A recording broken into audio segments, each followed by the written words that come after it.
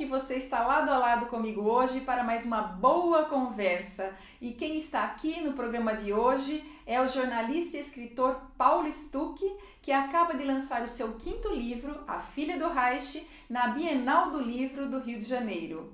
Bem-vindo, Paulo. Prazer. Obrigado, Mina. Prazer estar de volta, né? Estive aqui, acho que há 3 anos atrás já. E, Paulo, 5º livro saindo do forno, como é que tá a receptividade? Olha, gente, eu já li A Filha do Reich e posso recomendar porque tá muito show, hein? Tá show de bola. Como é que tá a receptividade? Graças a Deus, Mina, muito boa, né? O trabalho da editora, assessoria de imprensa, enfim, o pessoal que está gerenciando minhas mídias sociais, todo mundo de parabéns, né? Eu acho que essa é uma das coisas que diferencia essa obra das outras, então tem todo um trabalho muito mais profissional por trás.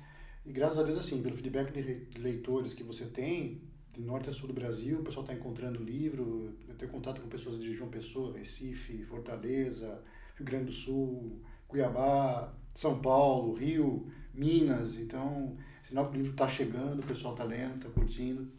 Muito bom, hein? E o livro saiu por esse selo Jangada, né? Que é do grupo editorial Pensamento. Isso, é umas editoras mais tradicionais de São Paulo, tem 120 anos de atuação no mercado, e tem alguns selos, não só o Jangada. O Jangada é o selo de romances, né? Tem livros educativos, tem livros técnicos também. E foi uma experiência muito bacana, também muito legal. 413 páginas, Paulo. É. Trabalhinho grande, hein? E essa capa também ficou muito show, bem enigmática, né?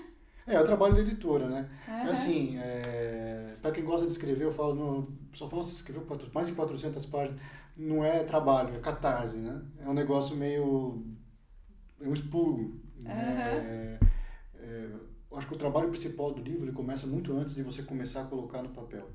Então é o trabalho de pesquisa, o trabalho de planejamento da história, a construção da narrativa, da espinha dorsal, como é que vai ser a primeira pessoa, a segunda, a terceira pessoa, perfil dos personagens, e isso muda muito. Então, assim, para mim, pelo menos, cada escritor tem um estilo, mas para mim a parte mais trabalhosa é o planejamento do livro.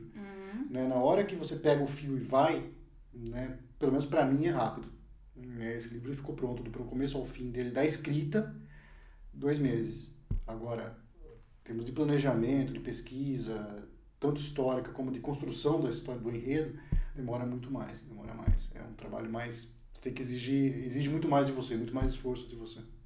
E você, da outra vez que esteve aqui, adiantou aqui que já estava trabalhando nesse livro que seria, que se passaria na Alemanha nazista, não é? E disse até que já tinha ido fazer um trabalho de pesquisa na Alemanha, tinha viajado até lá. É um trabalho bem forte de pesquisa mesmo, né, Paulo? Assim, eu tive a felicidade de escrever sobre 2 temas, tanto em Menina, que foi meu último livro, como na Filha do Reich, 2 temas que eu adoro. Então, assim, além da pesquisa que é necessária, também são temas que, para mim, são muito gostosos de pesquisar e de estudar, que é a Guerra do Paraguai e a Segunda Guerra Mundial. Né? Então, eu já tinha, especificamente sobre a Segunda Guerra, eu já tinha um volume de pesquisa bom, pesquisa por curiosidade, por prazer de ler, né? E depois, sim, tive que pesquisar alguns fatos específicos para construir, para dar uma base verídica, né? Histórica no enredo. Eu já tinha ido à Alemanha a trabalho 2, 3 vezes, né? Então a questão da visualização do cenário, da ambientação, dos costumes, dos locais, então eu já tinha mais ou menos essa noção. Tive que revisitar tudo isso, né, para afinar, mas escrever quando uma coisa que você gosta, uma coisa que já é familiar para você, é muito mais fácil, né, para você trabalhar com a verossimilhança, para você trabalhar com a ambientação de um livro que, para mim, é essencial para dar credibilidade, fica um pouco mais fácil.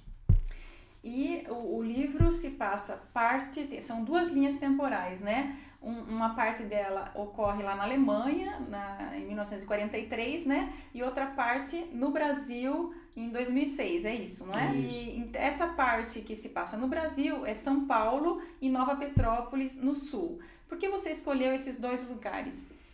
São Paulo porque eu precisava de alguma forma ambientar esse livro numa cidade cosmopolita para justificar até o perfil do protagonista, do Hugo, né? Que é alguém que saiu do Rio Grande do Sul, migrou para São Paulo, abandonou as raízes dele, muito parte devido aos conflitos com o pai, e está inserido hoje no contexto cosmopolita, né? São Paulo é uma cidade que eu conheço, uma cidade que eu trafego, então assim, também a questão da ambientação fica um pouco mais fácil. Em Nova Petrópolis teve dois motivos. Primeiro, por causa da formação alemã. A cidade é majoritariamente formada pelas duas culturas, né? A gaúcha e a germânica. Então, o caldo cultural de Nova Petrópolis vem desses dois povos, né? E pela paixão pelo lugar. Né? Um lugar maravilhoso, um lugar que eu já tive umas 10 vezes, a trabalho, em férias, enfim, de passagem. Você conhece bem, então? Conheço. Então, eu estava decidido a colocar a cultura alemã, né, no livro, então por que não? Né? Então, basicamente, esses dois motivos. Juntou assim, o útil ao agradável. Né? Inclusive,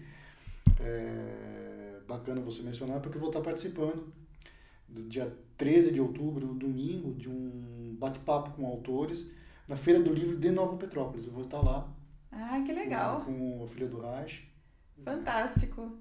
Agora nós vamos dar um spoilerzinho aqui, né, Paulo? Porque tem que ter. Então, eu queria que você já falou aí que o personagem principal é o Hugo, não é? E que você contasse um pouco da história do alemão Olaf, que é o pai do Hugo e seus respectivos amores aí em A Filha do Reich. Fala sobre o protagonista, né? Eu escrevi esse livro falando um pouquinho sobre as duas linhas narrativas. Eu escrevi esse livro de duas formas diferentes. Então você tem, quando o Hugo narrado em primeira pessoa, né? E a vida do Olaf também narrada em primeira pessoa. Né? Então, eu escrevi em momentos diferentes e depois encaixei que legal. os capítulos. Né? É interessante saber esse processo. Sim, aí, né? Não foi tão trabalhoso como eu imaginei, porque a história já estava formada. Então, o que exige um processo muito mais rápido para você não perder o fio. Né, o fio condutor, a linha de raciocínio. Mas foi escrito em duas linhas narrativas. Isso é interessante porque um dos veículos, né, que analisou, fez uma entrevista comigo por e-mail, ao ser perguntado sobre o protagonista, eu falei, o livro tem dois, na minha opinião, como autor, o livro tem dois protagonistas, que é o Olaf, que é um ex-soldado alemão, pai do Hugo, então é a primeira linha narrativa que se passa na Segunda Guerra Mundial, e o Hugo no tempo presente. Né? E daí ele, inclusive na matéria final, ele cita isso, né? que dos dois protagonistas, e ele coloca, nós discordamos, né? Como se fosse só o Hugo. Enfim, a visão dele é só o Hugo. É bem isso. Então, em linhas gerais, o livro fala sobre, ele começa, né, em 1943, no campo de trabalhos forçados, de Plaszow, na Polônia, na Cracóvia, onde há uma prisioneira judia que realiza alguns milagres de cura. Né, e ela se envolve com Olaf, né, através de um desses milagres, ele acaba se envolvendo com esse soldado alemão, que depois de uma série de sequências traumáticas acaba emigrando para o Brasil, né, e tentando refazer a vida aqui com os seus traumas, né. E no tempo presente, quando o Olaf morre na véspera do Natal de 2006, né? E o filho dele, o Hugo, que guarda muita mágoa do pai, viaja a Nova Petrópolis, que foi a cidade onde o pai faleceu, para cuidar do funeral, todos esses trâmites, e ele começa a ter contato com a história do passado do pai. E conhecer um pai que ele nunca conheceu, e uma história que leva ele a voltar à Alemanha à procura dessa garota dos milagres, que é uma senhora, chamada Marielle Goldberg. Então, basicamente, essa é o que conduz a história. Né? Assim, a trama principal. Tem várias subtramas, vários acontecimentos. Né? A questão do misticismo nazi, do ocultismo nazista, que é algo real, existiu. A organização que é citada no livro é fictícia, mas os nazistas gastaram muito dinheiro com pesquisas atrás do Santo Graal, estiveram aqui na Alemanha, no Brasil, atrás da Cidade do Ouro, na Amazônia, estiveram no Egito, atrás das pirâmides, então, dos faraós, objetos místicos. Então, havia, sim, um grupo muito, muito grande ligado a Hitler, de estudiosos do ocultismo. E eu usei também a minha pesquisa sobre isso para o livro. Há também a questão, se você me perguntar sobre o que fala o livro, ok, né? Eu tenho que falar das duas linhas narrativas, mas fala muito mais sobre redenção. O livro, para mim, quando eu escrevi o livro, eu estava muito mais preocupado com o que se passava no interior dos personagens do que com a história em si, com a trama em si. Essa relação, esse resgate da relação do Hugo com o pai. É isso, e mais do que isso também, né? Eu acho que todos nós, sem exceção minha, a gente é resultado de uma história, né? Então, do que a gente vive de bom e de ruim. A soma, o denominador comum disso tudo nos forma, né? Então, ninguém é totalmente bom, ninguém é totalmente ruim, né? Você tinha nos círculos nazistas, por exemplo, apreciadores de cultura clássica, pessoas super refinadas, super educadas, poliglotas, pais de família excelentes, super maridos amorosos, que, no entanto, autorizavam atrocidades. Né? Então, ninguém tem um lado só. Né? É isso que eu procuro mostrar no livro. Então, se você me questionar assim, em tudo, sobre o que fala a Filha do Reich, eu acho que fala sobre redenção. Fala sobre a gente assimilar esse lado ruim que nós temos e aceitar também o que o outro tem de bom e perdoar. Né? Então, acho que, em linhas gerais, o enredo principal do livro é esse. E, Paulo, como você já tinha falado antes, teve outros romances seus, os anteriores, 2 anteriores, que você fez eles com fundo histórico, né? Esse A Filha do Reich tem como fundo histórico a Segunda Guerra, O Menina Mitacunha era a Guerra do Paraguai, né? E O Triste Amor de Augusto Ramonet era sobre a época do Pinochet, não é? Sim. Como todo jornalista, você é um amante da história? Sim, muito, sempre, né? Eu acho que, inclusive, uma das coisas, entre tantas outras que faltam ao brasileiro de uma forma geral, é conhecer sua própria história, né? Não só a história de mundo, né? Mas conhecer sua própria história. Eu ouvo muitas piadas, muitas brincadeiras com americanos, por exemplo, que o americano não conhece a história do mundo, só conhece a própria história. A gente não conhece nem isso. Nem a nossa mesmo. Né? E por isso que a gente está aí, desde a redemocratização, talvez até antes disso, cometendo erros eleitorais, erros políticos, um atrás do outro, né? As bizarrices que você vê aí acontecendo, política em todos os âmbitos, é um pouco fruto disso. Né? Então, o brasileiro, quem não conhece a história, demora mais a aprender com os erros. Né? E a gente está ainda batendo cabeça ali para desatar alguns nós históricos do país. Né? Então é fundamental. Eu acho que não estou falando talvez não da história acadêmica, da história desse banco escolar, mas a história como história mesmo, né? Lembra a diferença de história com E e história com H, né? Hoje é tudo com H, mas a história como algo palatável, a história como uma narrativa, uma descoberta de novos mundos, de novas realidades, de novas de enredos, de tramas, de personagens reais, mas são personagens, né? Para conhecer a nossa própria realidade. Infelizmente, a gente está longe ainda de chegar nisso. E, Paulo, em relação aos seus livros anteriores, que eu tive a oportunidade de ler, como leitora, eu percebo que o texto agora está mais fluido, está mais envolvente, não é? Você termina um capítulo e já não quer parar, quer já começar o outro. O escritor Paulo Stuck amadureceu? Eu acho que o escritor Paulo Stuck está em formação. Eu acho que não... E nunca vou chegar num ponto final, tá? É exigente, né? Eu sou extremamente perfeccionista, extremamente exigente comigo, com relação ao que eu faço. E tanto que eu nunca releio. Eu escrevo uma vez só, eu não releio. Né? Fui muito curioso, estava conversando com uma leitora que me mandou mensagem no Instagram, comentando uma passagem do livro que ela adorava. Eu falei, nossa, mas eu não lembro né? Assim, então, detalhes assim, né? Eu não releio. Então, o livro eu termino de escrever, ele passa para a primeira revisão básica de português, depois ele vai para a editora para a revisão de conteúdo, e daí vem aquele vai e volta, o editor sugere, você vai, escreve, manda, mas assim, eu não releio a versão final. Né? Então, eu acho que eu sou um escritor em formação. leio muito outros escritores, pessoas que eu gosto do estilo, leio demais, mas ainda sou escritor de formação. Se eu perguntar, Paulo, tem muito que melhorar? Tem muito que melhorar, mas muito que melhorar. Nossa. E você fez recentemente, além do curso de jornalismo e pós e tal, você fez também um curso de psicanálise, né, Sim. Paulo? Você acha que esse estudo em psicanálise ajudou, né, na composição desses personagens, ajudou no desenvolvimento, no amadurecimento aí da sua escrita? Sempre ajuda, inclusive porque, Mina, como foi falado, o livro trata sim de atrocidades, né? É impossível você falar do nazismo de uma forma leve, é impossível você falar do nazismo sem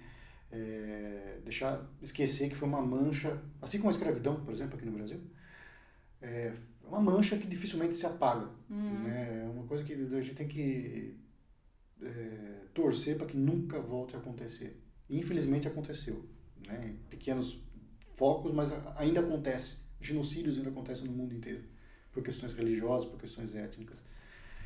Mas mostrar o lado humano do nazista exige um tato um pouco mais delicado, uma forma um pouco mais profunda de se enxergar o ser humano, né? Enxergar um pouco mais de ângulos aí na personalidade humana. Então, nesse sentido, eu acho que a psicanálise ajudou e ajuda bastante. Então, agora eu quero que você fale um pouco de como foi a emoção, né, de lançar o livro lá na Bienal do Livro do Rio de Janeiro, né, que teve um quiprocó lá por conta da apreensão do material, inclusive.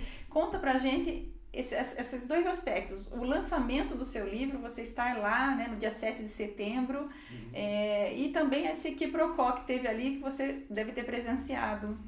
Olha, já é o terceiro livro que eu lanço em bienais, né? Meus dois primeiros livros foram lançados na Bienal de São Paulo, né, pela Editores Cortez, mas assim, com o trabalho, com todo o suporte que eu tive, né, por parte da editora, por parte da assessoria de imprensa, realmente é uma experiência única. Na Bienal do Rio é a primeira vez, tanto que eu vou como autor, como com participantes também, né? Então, falar da emoção do lançamento, Mina, para mim, assim,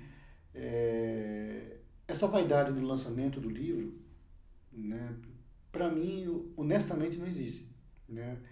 Minha maior preocupação quando eu estou lá e estou interagindo com os leitores e estou no stand da editora, minha maior preocupação é que as pessoas gostem, é que o livro venda e que as pessoas gostem. Então, o lançamento em si, assim, bom, legal, lançou o livro, né, é o quinto, né, então, ok, beleza, é a parte mais fácil do trabalho, né, a parte mais difícil é você vender e satisfazer seu público. Afinal de contas, o livro é um produto, né? O livro é um produto, ele tem que vender, ele tem que ter leitores, você tem que gerar um feedback, você tem que aprender com as críticas também que chegam e saber assimilar os elogios, né? Então, a minha preocupação maior realmente é a venda, né? E esse contato com o público leitor que é muito gostoso, enfim, graças a Deus os feedbacks têm sido super positivos. E isso, aí você fica contente, né? Então isso me embrulha muito mais o estômago, né, do que a ansiedade do lançamento em si, né? Eu sei que o lançamento é só o ponto de partida para uma caminhada muito mais difícil, que é fazer o livro ser lido e querido pelos leitores. Em relação ao Crivella, eu cheguei tarde, né? Então o Crivella já tinha acontecido, olha. Já tinha acontecido, né? Já tinha acontecido no dia anterior, o gibi polêmico já tinha sido votado. Mas assim, se você me permite uma opinião, nada de bom na história da humanidade, falando de história, nada de bom na história da humanidade veio de momentos em que se queimou livros. Né? Então, primeiro, eu acho que a gente tem que olhar o episódio com senso crítico. Né? Então, como tudo que tem sido feito nesse país nos últimos 20 anos foi um fato usado como palanque político. Ponto. Né? Para mim, pelo menos está muito claro. Segundo, não é um gibi infantil. Era um gibi se fosse um gibi infantil, destinado a crianças, de sessão infantil, ok. Então vamos lá, vamos discutir certas coisas sobre censura, sobre limites de idade, faixa etária. Classificação, né? Isso eu acho necessário. Agora, não era um gibi voltado ao público infantil, nem aqui, nem lá, nem nos Estados Unidos, não foi originalmente voltado ao público infantil. Né? Tem cenas muito mais fortes que essa no gibi. Então, assim como há filmes também que não são voltados ao público infantil. Então, acho que foi oportunismo político e um tiro que saiu pela culatra. É verdade. Um tiro que saiu pela culatra, assim como outros oportunismos políticos também têm saído pela culatra, graças a Deus. Né? Então, eu acho que sim, é muito o que se debater, mas eu particularmente não vi nada nesse Chegou depois, sentido. né? Cheguei depois, já estava esgotado, né? A Bienal estava cheia, então eu fiquei muito feliz de ver. Brasileiro não vê, brasileiro não consome, não dava para andar nos corredores no sábado quando eu estive lá. É bonito de ver, com certeza, né? Uma procura dessa por livros. Público jovem, uma galera jovem, não é aquele público que senhor, né, que a gente costuma errar, que a gente assimila como sendo o rato de livraria. Não, uma galera jovem, muito jovem. Foi muito bom. Eu acho que o Crivella não merece o espaço que tem sido dado, o ato dele, não ele como pessoa, o ato do Crivella não merece o espaço que tem sido dado à mídia. Eu acho que a gente tem que aprender, é história, a gente tem que aprender, para que não se repita, né, não se cometa os mesmos erros.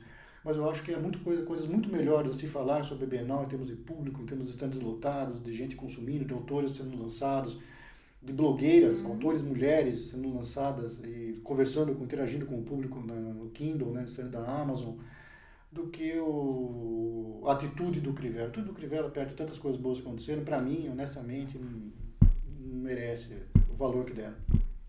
E Paulo, vamos então falar um pouquinho do futuro, né? Já tem outro livro aí a caminho? Já está trabalhando num novo livro? Já, meu agente literário já mandou semana passada mensagem para mim: Paulo, como é que está o projeto do livro? Precisa conversar sobre ele. Então, eu acho que a gente não para, né? Então, eu estou terminando, concluindo um outro livro que se passa também é sobre o nazismo, fala um pouco sobre a fuga de nazistas para o sul da Argentina. Né? E estou iniciando um processo de pesquisa. Inclusive, gostaria de agradecer muito o Evandro e o Luiz Roberto de Francisco pelo suporte que me deram nesse projeto, que fala um pouquinho da Guerra de Canudos, né, e sobre os jesuítas. Então, esse é um projeto que está nascendo, está tomando forma, mas esse outro livro sobre a fuga dos nazistas para a Argentina, ele já está bem adiantado, bem encaminhado, está atrasado, na verdade, né? A gente não teve muito tempo. Então, junto ao lançamento do livro, com trabalho com uma assessoria de imprensa, com outras coisas que você tem que fazer. Então, porque você, além de ser escritor, você tem seu trabalho como jornalista, né? Sim, então acaba tendo menos tempo do que eu gostaria. Mas tá aí, eu tenho até o prazo que eu me dei até o final do ano, pelo menos apresentar para o meu agente literário a primeira versão que bom, vem mais um Paulo Stuck por aí, mais um filhinho, né? Tomara. Ô Paulo, e vai ter lançamento da Filha do Reich aqui na nossa região, em Itu, Salto? Como é que tá esse planejamento aí? Vai, então. Eu vou participar da Feira do Livro Nova Petrópolis no dia 13 de outubro. No dia 19 de outubro, que é um sábado, às 19 horas, no Museu da Energia em Itu, vai ser o lançamento aqui na cidade da Filha do Reich. Né? Então, a gente está organizando junto com a Academia Ituano de Letras. Inclusive, gostaria de aproveitar o espaço, Mina, para convidar a Academia Saltense de Letras também. Vou mandar um convite formal, mas já aproveito para convidá-los também para comparecer. Então, no dia 19 de outubro, às 19 horas, no Museu da Energia. Museu da Energia, a gente vai estar lá conversando um pouquinho sobre o livro, autografando, para quem quiser prestigiar. Que bom. Então, Paulo, eu queria agradecer a sua presença aqui no programa mais uma vez, né? Agradecer pela boa leitura, pelo ótimo romance, viu? Eu que agradeço por você ter gostado. Então, é muito prazer estar de volta também. Parabéns pelo novo livro e volte sempre. No próximo que você lançar, volta aqui para contar pra gente, tá bom? Será um prazer. E obrigada a você que nos acompanha pela ITV, canal 24 da NET ou pelo YouTube. A sua companhia, você sabe, é sempre muito importante para mim. Olha, sexta-feira que vem eu estou de volta. Beijo no seu coração.